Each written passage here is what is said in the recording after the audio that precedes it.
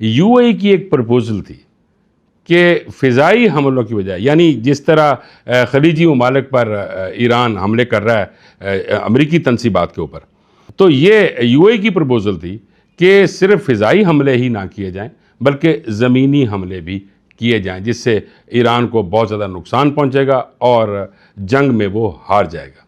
لیکن اس بات کی مخالفت محمد بن سلمان نے اور امیر قطر نے کی، اور انہوں نے اس پرپوزل کو یکسر مسترد کر دیا، جس کی وجہ سے یو اے کا غصہ آسمانوں کو چھونے لگا۔ تمام صورتحال میں محمد بن سلمان کا کردار کلیدی رہا۔ محمد بن سلمان کے ملک پہ یعنی سعودی عرب میں ایرانی حملے ہوئے اور ایران نے امریکی تنصیبات کو اڑایا، اور کچھ جہاز بھی تھے، وہ بھی آپ نے دیکھا کہ ان کو بھی ناکارہ بنا دیا۔